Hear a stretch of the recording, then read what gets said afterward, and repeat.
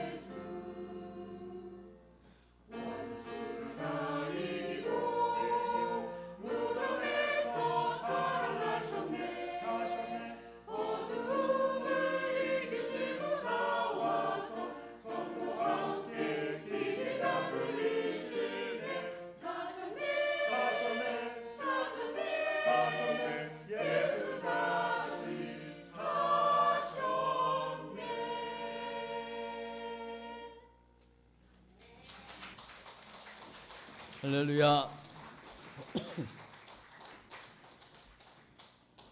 자, 우리 인사하겠습니다. 오늘은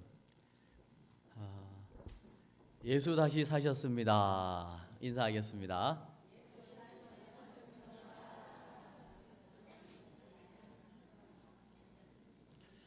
예수님 살아나셨습니다.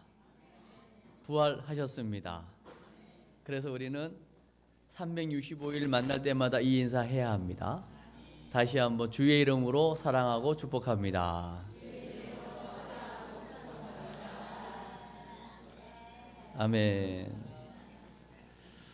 오늘 부활주일에 제가 보니까 그동안 아꼈던 옷 있잖아요.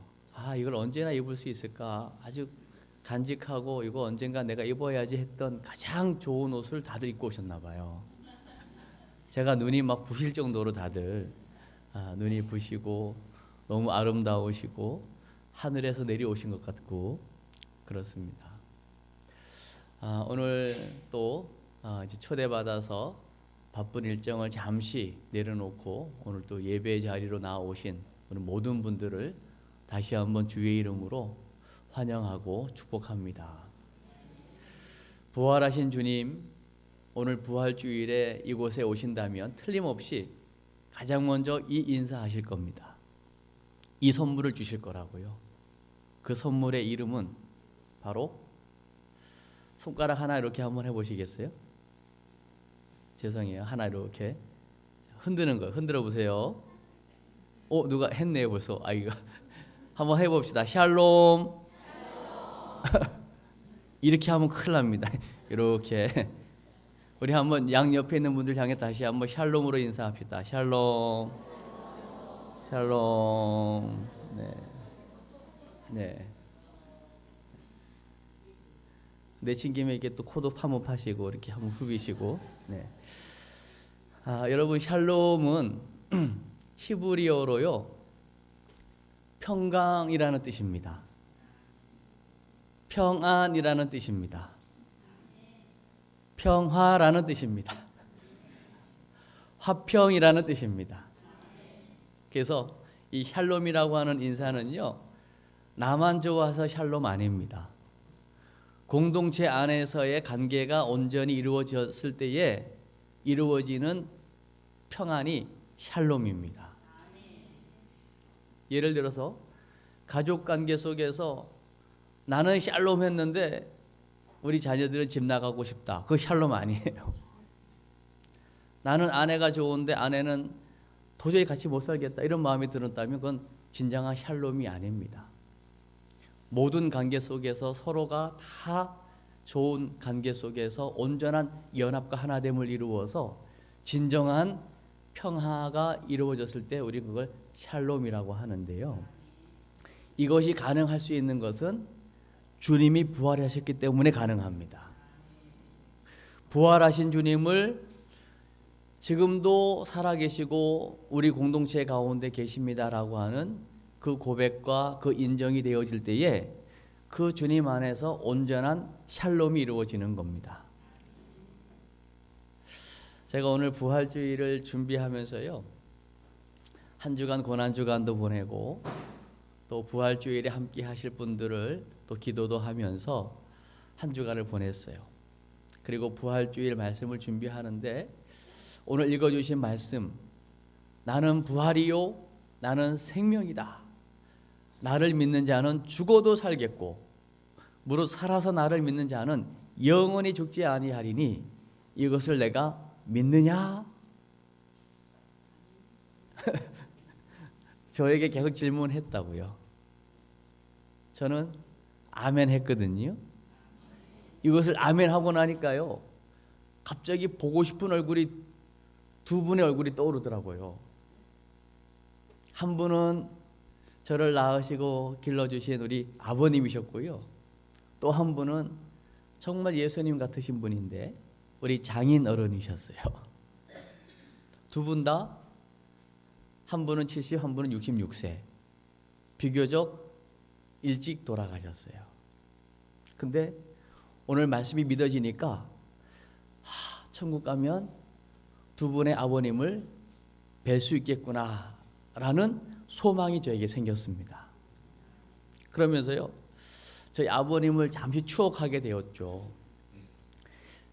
이 강단에서 우리 아버님을 이야기하는 거 참 부끄럽기도 하고 또 저희 어머님은 아들이 설교한 거라고 또 꼭 보시더라고요. 좀 죄송한데 저희 아버님을 제가 딱 떠올리면요 딱 세 개가 생각이 납니다. 첫 번째는 술, 워낙 술을 좋아하셨기 때문에. 두 번째는 워낙 정이 많으셨기 때문에. 세 번째는요 외상값이 생각이 났어요. 술은 좋아하고 인심은 있고 정은 많으니까 어떻게든지 그냥 외상을 끌어서라도 계속 대접을 하는 거예요. 손님이 오면 이미 몸이 먼저 슈퍼로 가서 양쪽에 그냥 그득 선물 세트, 종합 선물 세트, 애들이 오면 과자 선물 세트 이런 걸 들고 오십니다. 손님들은 좋으시겠죠. 그러나 우리 어머님은 그 외상값 갚느라고 늘 힘드십니다. 그런데요, 우리 아버님이 외상을 줬는데 외상값은 저희 어머님이 갚으세요.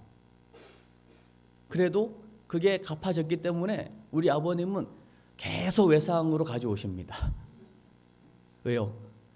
값을 지불했기 때문에 계속 가져올 수 있는 거예요. 그게 안 지불되면 절대 외상 안 줍니다.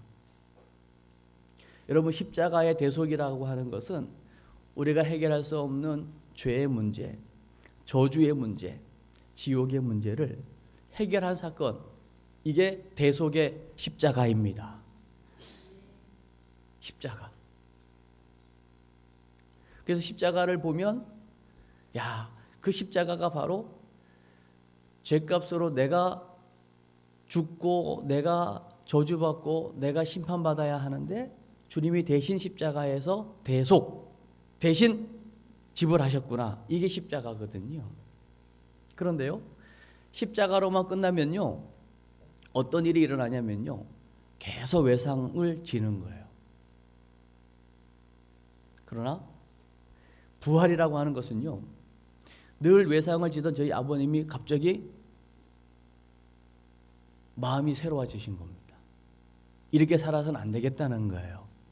그래서 기도원에 가서 한 2주 동안 계시면서 하나님의 역사를 경험하고 회개도 하고 기도도 하다가 다시 돌아오셔서는 새벽 기도를 하시고 말씀 통독을 하시고 주일 철저하게 예배 드리시고 은혜를 받으시고 이제는 본인이 직접 일을 하고 돈을 벌어서 외상이 아니라 본인이 직접 이제는 돈 주고 물건을 사오는 겁니다. 이게 변화거든요. 십자가의 은혜는 우리의 모든 고난, 죄의 짐, 또 질병의 문제, 또 관계에서 오는 여러 가지 문제들, 그 모든 것들을 다 담당한 사건이 십자가 사건입니다. 그래서 여러분, 예수님이 육신의 몸을 입고 이 땅에 계실 때를 한번 생각해 보시면요, 예수님 계실 때나 지금이나 별반 다를 게 없습니다. 똑같이 밥 3끼 먹어야 사는 거고요, 잠자야 피곤이 풀리는 거고요, 그 당시에도 여전히 귀신 들린 사람들이 있었고요, 중풍병자가 있었고요, 심지어 문둥병도 있었고요, 해결할 수 없는 질병의 문제, 또 가난의 문제, 그리고 여전히 그때도 관계의 문제들은 있었다고요. 그런데 보십시오, 그 많은 문제들이 있는 거는 지금이나 그때나 똑같은데 예수님만 만나지면 그 문제가 해결받았습니다. 뭐 많은 예를 들 수 있지만 시간 관계상 예를 들기가 좀 곤란한데요, 여러분, 나면서부터 안진뱅이, 이건 운명이라고 하거든요. 그러니까 안진뱅이니까 할 수 있는 건 그걸밖에 없는 거예요. 나면서부터 맹인된 자, 앞을 보지 못하니까 여전히 스스로 뭔가를 할 수 없으니까 또 구걸하는 겁니다. 12년 동안 하혈을 하는 혈루병 여인, 또 베데스다 연못가에 38년 된 병자, 이 질병의 문제, 내 힘으로는 어떻게 한 발자국도 갈 수 없는 중풍병자, 이런 부분들이 한계가 있는 거란 말이죠. 거기에다가 나름대로 이제는 돈은 있지만 모든 관계가 다 깨져가지고 나 홀로 외로이 살 수밖에 없었던 세리장 삭개오, 그리고 그때도 여전히 가난해서 몸을 팔아야만 살 수 있는 창기들, 예나 지금이나 다 있는 거거든요. 그러나 예수님은 그 어떤 계층이라도 전혀 소외시키지 않고, 질병이 있는 자들은 질병 이전에 내 죄사함을 받았느니라, 죄로부터 온 저주인 줄 알고 죄사함을 주면서 육체적인 질병도 치유하시죠. 그리고 더불어 영혼의 구원을 허락하시고, 그러니까 질병이 있어도 예수님 만나면 구원받습니다. 가난의 문제도 주님 만나면, 배고픔의 문제도 오병이어 지극히 작은 어린아이의 도시락을 가지고 수많은 사람들이 배불리 먹는 은혜를 경험하게 됩니다. 철저하게 고립되고 소외되고 그 누구도 친구가 되어지지 않는 삭개오 같은 경우도 예수님은 내가 오늘 너 집에 유하할 거야, 친구가 되어 주십니다. 예수님 만나면 되는 거예요. 그러니까 이 모든 종합적으로 인생이 경험할 수 있는 모든 문제를요, 사실 주님이 다 십자가에서 담당하셨습니다. 마지막 십자가에서 운명하기 전까지도 끊임없이 백성들은 너가 메시아야? 내려와. 너도 구원 못하면서 너가 구원 주라고 조롱하고 멸시하고 온갖 무시를 당하는 예수님이셨다고요. 그러니까 여러분, 우리가 지금 이 땅 살면서요, 뭐 때로는 경제의 문제도 있고 관계의 문제도 있고 질병의 문제도 있고 온갖 많은 문제를 우리가 경험하면서 살지만, 사실은 우리 예수님은 우리가 당하는 것 그 이상의 것들을 이미 다 몸소 경험하셨습니다. 그렇기 때문에 히브리서 기자에 의하면 우리에게 있는 대제사장이신 예수님은 우리의 연약함을 체휼하지 못할 뿐이 아니다, 동정하지 못할 뿐이 아니다. 그 이야기는 우리의 모든 것들을 다 함께 아파하고 함께 끌어안고 함께 느낄 수 있는 분이 예수님이라는 것입니다. 그 예수님이 십자가에서 우리 인생의 모든 문제를 대신 담당하셨다는 게 십자가 사건입니다. 그러면 부활은 뭐냐는 거예요. 그 주님이 2000년 전에 십자가로 끝났으면 우리랑 아무런 상관이 없지 않습니까? 그때는 예수님 만났으면 해결될지 모르지만 지금은 그 예수님을 만날 수 없지 않습니까? 그래서 그 주님이 선택하신 방법이 뭐냐면 3일 만에 다시 살아나시는 겁니다. 부활하시는 것입니다. 그래서 수많은 사람들이 예수 믿고 죽지만 예수 믿는 사람은 예수님처럼 다시 살아날 것을 미리 보여준 사건이 부활 사건인 겁니다. 그래서 그 주님은 여전히 오늘도 살아계시고, 살아계시기 때문에 여전히 그 예수님 육신의 몸으로 있을 때랑 똑같은 일들이 지금도 동일하게 곳곳에서 일어나고 있는 것입니다. 그러면 진짜 그 부활이 사실입니까? 그걸 어떻게 믿을 수 있습니까? 요 시간 갭에 문제가 있는 거거든요. 그러면 그 예수님의 부활을 우리가 믿을 수밖에 없고 인정할 수밖에 없는 너무나 많은 증거들이 있다는 거죠. 먼저는요, 그 예수님의 십자가를요, 수많은 사람들이 목격했습니다. 아, 죽었구나. 그래서 실질적으로 제자들은 그 예수님을 다 버리고 떠났습니다. 근데 끝까지 아리마다 요셉이라는 사람은요, 그 당시에 사내들인 공회원이었고 부자였고, 그리고 더 중요한 거, 하나님의 나라를 기다리는 자였거든요. 그래서 내가 예수의 시체를 무덤에다가 옮긴다라고 하는 것은 그 공회원 자리를 내려놓는 거랑 똑같은 거였습니다. 그 좋은 안정된 직장을 하루아침에 포기하는 거랑 똑같은 게 예수의 시체를 가지고 오는 거였거든요.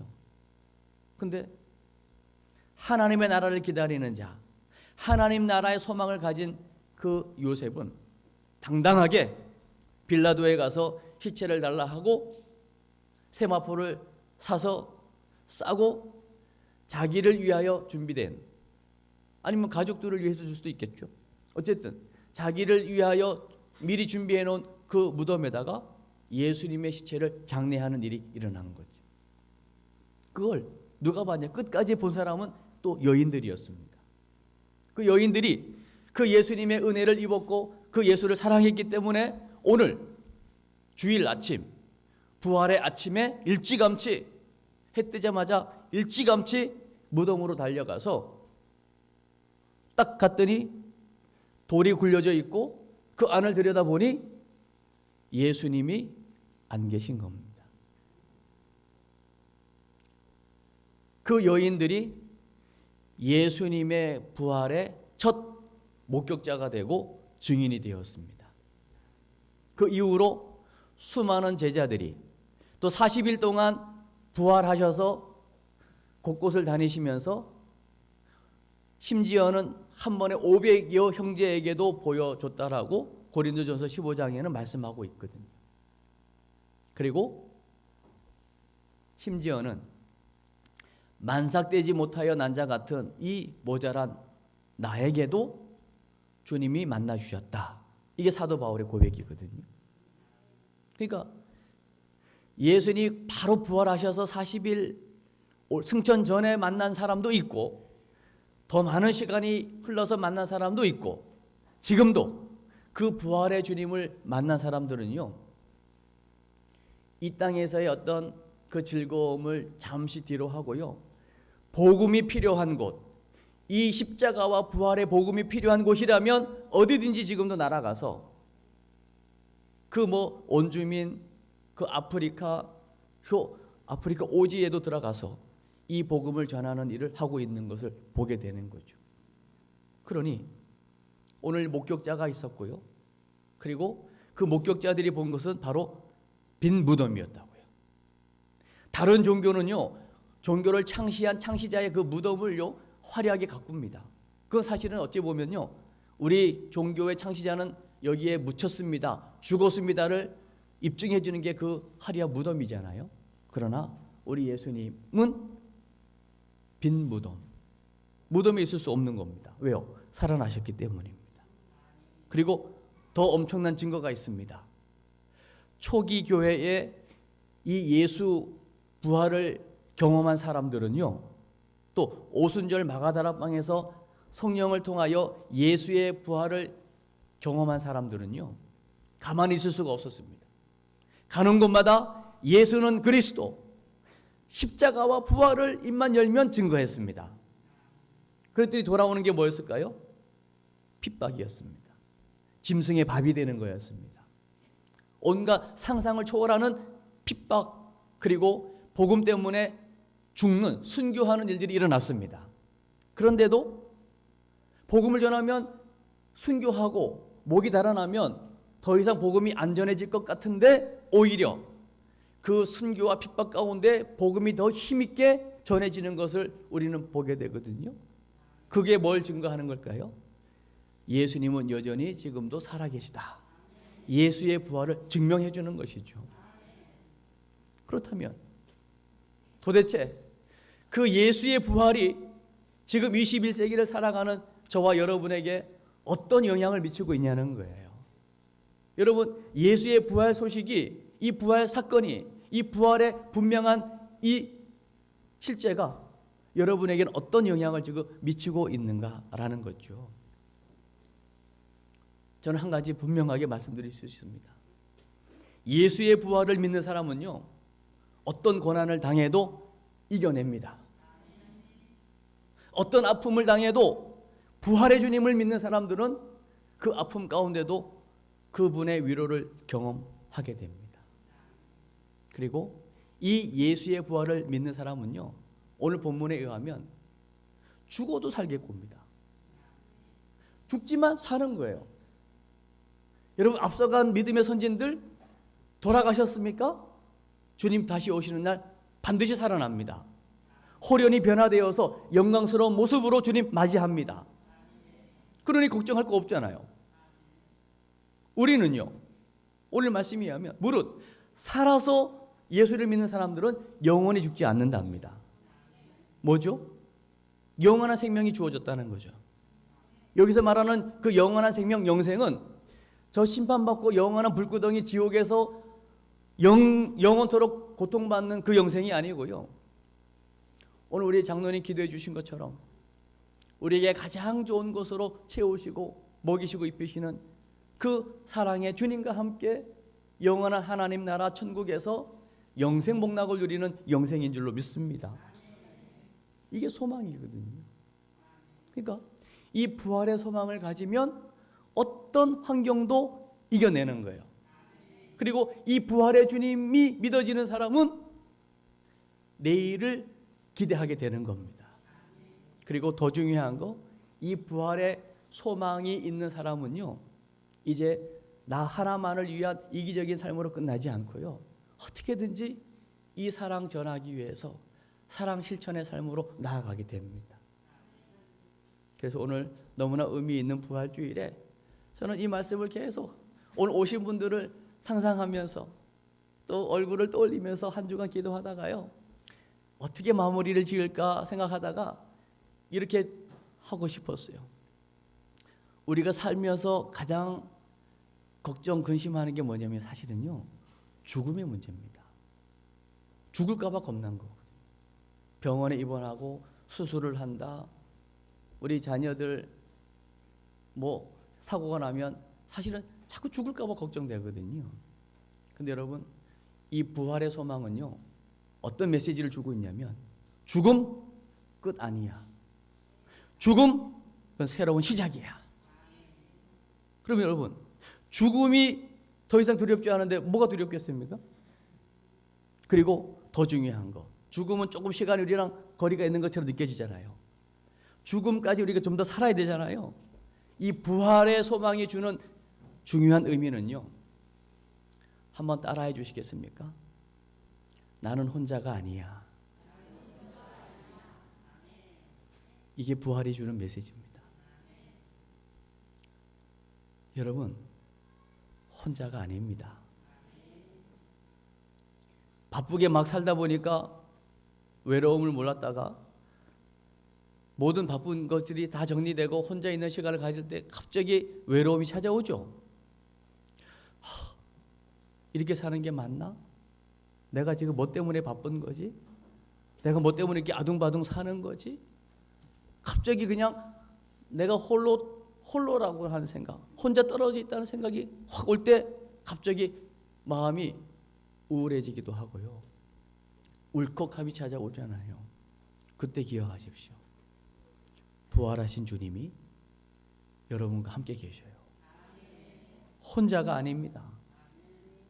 그 말은 함께하는 분이 있다는 거예요. 부활하신 주님이 여러분과 함께 하십니다. 아멘. 우리 한번 옆에 있는 분에게 이렇게 한번 고백합시다. 당신은 혼자가 아닙니다.